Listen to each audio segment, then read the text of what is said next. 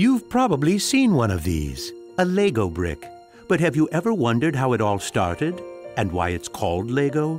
Actually, the name is much older than this plastic brick. Are you curious? Let me tell you how it all began. Many years ago, there was a skilled and hard-working carpenter named Ole Kirk Christensen. Ole was a respected carpenter with his own company, but times were hard, so he didn't have much money and had to dismiss his last worker.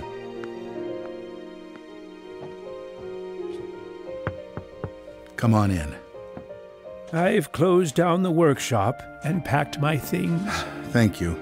I suppose I'd better write you a paycheck.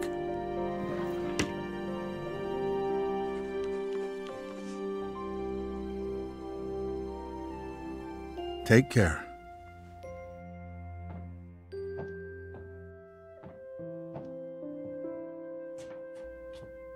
Well, that was the last one. I just didn't imagine that it would come to this. I know. It's hard to understand. But at least now it can't get much worse. But it did get worse. Shortly after, Ole lost his wife. But Ole was a special person. He wasn't the type that gave up. And with the responsibility of his 4 sons, he had to think of something. Ole had gotten an idea, and for him, it never took long to put an idea into action. Ole's little invention made his boys so happy that he thought maybe he should start making toys. Ole decided to give it a try. Luckily, he had saved up a lot of wood from the carpentry production. He could now use it to make toys. Time passed by, and even though Ole was a skilled carpenter and had a good eye for quality and detail, sales were very slow. Luckily, one of his sons, Gottfried, started helping out his dad after school.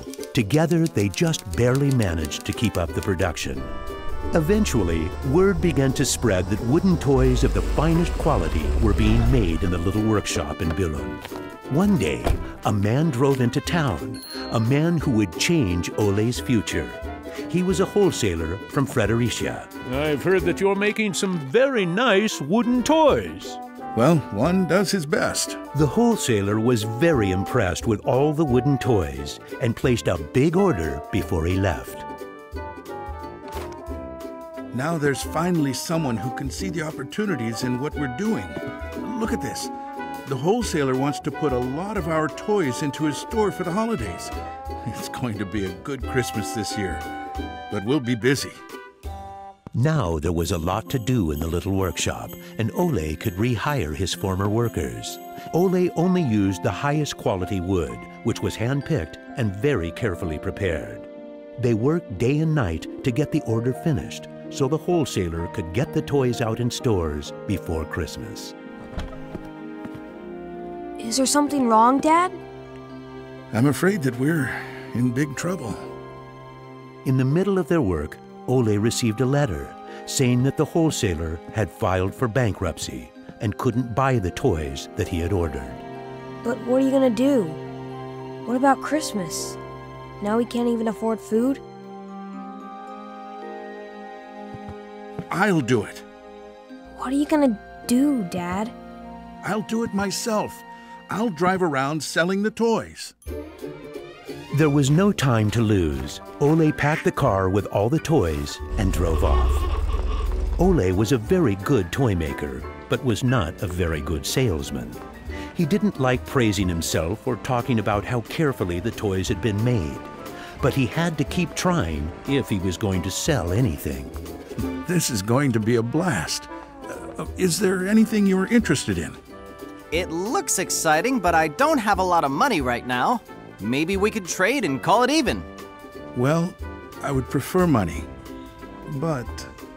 In the end, he succeeded in selling all the toys. He didn't receive as much money as he had hoped, but the family managed, and they had plenty of food for Christmas. Time passed by, but the toys didn't sell as quickly as they had expected. Ole thought perhaps the company needed a good name. What should it be? It has to be a short word. I want it to convey playing well. In Danish, playing well is called lege godt. What should it be? What should it be? Yeah, if only I could get some sort of a sign. Lego. As you can see, Ole himself ended up finding a very suitable name. But what he didn't know was that in Latin, the word Lego means I put together. The name Lego was well received, and the company slowly started to move forward. We have made 3,000 crowns this year, and we have more orders than usual. Did you say 3,000 crowns? Then you need to see what I've been looking at. Even though Gottfried wasn't comfortable spending money on a milling machine, he could see that it was useful and that the quality of the toys improved. Could you finish the last batch and get it ready for shipping? I will. Dad, I've saved a lot of money for the company today. Really? How? I figured we could save money in the lacquer, so I only coated the ducks twice instead of 3 times. You what? Unfortunately, Gottfried's idea didn't go over well with Ole. Ole made Gottfried unpack all the ducks himself, give them the last layer of lacquer, and bring them back to the train station. Ole believed in high quality and not cheating his customers. When Gottfried returned, Ole explained that that wasn't the way to create a good brand. This little lesson opened Gottfried's eyes to the fact that every detail matters, and only the best is good enough. In the late 1930s, Lego was making a profit. Even when the Second World War broke out, they tried to make the best out of a difficult time.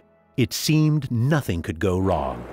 But a stormy night in 1942 changed their luck.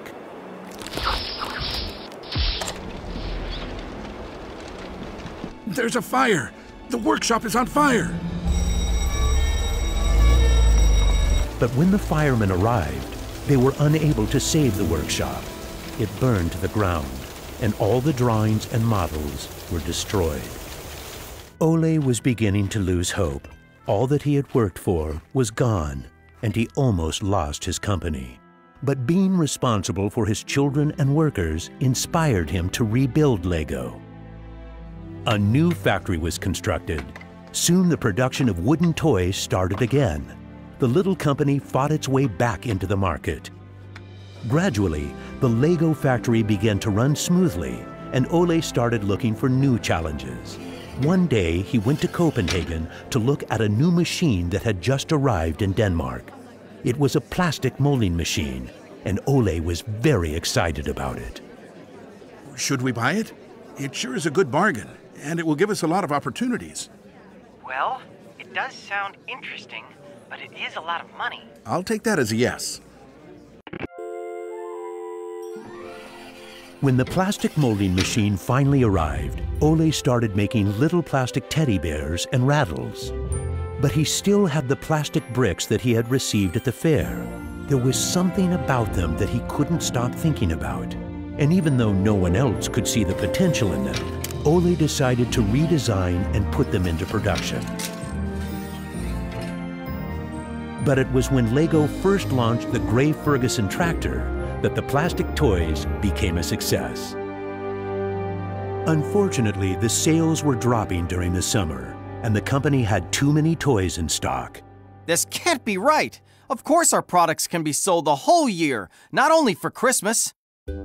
Gottfried decided that he would go out and sell the toys himself. Gottfried brought his wife Edith as company and moral support. If you can't get cash, then we need butter and eggs. Well, it wasn't that bad. Gottfried was a success in his trip around the country, which helped Lego to get out of its financial crisis. They reached home just in time for Ole's birthday party. Ole turned 60, and the whole family was gathered to celebrate with him. Well, I guess it was a long trip around the country. Hey, I got an idea. Listen. What about a picture with the 3 generations? Everyone thought that was a good idea, and we were placed on the sofa with all the presents and flowers around us. On a business trip to England, Gottfried met the head of a big shopping center on his way home. They discussed the toy industry, and the conversation would be very important to the future of Lego. Darn this industry. I just think that toys are no good nowadays. What do you mean? I think they're working very well. Oh, they work fine, sure, but there's no system in anything. System? System? There isn't any system. What in the world are you doing, Gottfried? There isn't any system. The toys need an idea and a system built around it. I want to put system into play. Children have only been offered ready-made solutions. They need something different that will strengthen their imagination and creativity. So you're trying to put Lego into a system? Interesting. That same year, Lego started producing the first Lego system of play. Children could now build houses from the Lego bricks.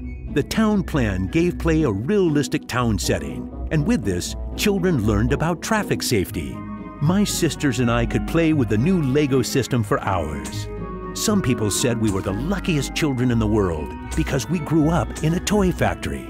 It was a huge breakthrough, and Gottfried decided to try selling it outside of Denmark. The system of play was so popular that they managed to sell it to many countries. Look what I just built! That is really nice, Kel. Even though Lego was meant for only building houses, there was still a lot of opportunities. There was just one problem. I can't lift it up. It keeps falling apart. That made Gottfried wonder. He wanted to find a way to make the Lego bricks stick together, but that was easier said than done. Gottfried noticed that the Lego bricks got a better clutch power with tubes inside. Now it was no longer just bricks, but a whole construction system with endless possibilities. This was groundbreaking for the Lego product. With a child's imagination, Lego could be anything in the world, over and over again. The imagination is the limit. Look, Dad! Now I can build everything! Unfortunately, Ole never got to see how successful the little brick actually became. Gottfried was left on his own, and he had to go through another fire at Lego that destroyed most of the wood production. Just like his father, Gottfried knew that he had to try to get the best out of any situation and never give up. Gottfried took the hard times with his head held high. As sales grew, the company also got bigger. He had to think ahead, and he decided not to resume the production of wooden toys and to only focus on the Lego system. It turned out to be a great decision. Many new models were built, and Lego got stronger in the toy industry. Sir, which one of these do you think is the best? That one. Even though it got busier at Lego, Gottfried still had bigger plans. Now he wanted to build an airport, so it would be easier to sell his toys to the whole world. Like father, like son. It didn't take long to put his idea into action. Only 3 years later, Billund Airport was opened. The many guests and business connections who visited the company always wanted to see the modeling department. Gradually, it got so crowded that it was hard for the employees to keep up their work. I think we better wait a while. Gottfried could see that something had to be done. He needed a bigger place to display the Lego models. I don't want to interrupt, so I'll just put this package of our new Lego train on the table. Just put it there. Train? The idea grew quickly from an exhibition room to an amusement park. And then we could have a tower so you could look over the whole park from above, the whole town. It will be a land made out of Lego. Legoland! Well, it looks interesting, but how many visitors are you actually counting on? Well, I guess, 200, 300,000? 300,000? Even though it sounded like a lot, my dad was actually pretty far off the mark. There were 600,000 guests the very first year. My family and I were there to greet the guests. We've kept up this tradition ever since.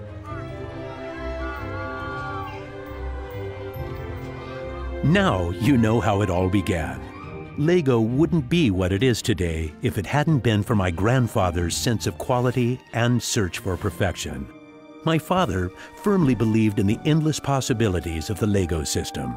I seek to take the Lego idea even further, encouraging children to explore, experience, and express their own world, a world without limits. And we are still convinced that only the best is good enough, because children deserve the best.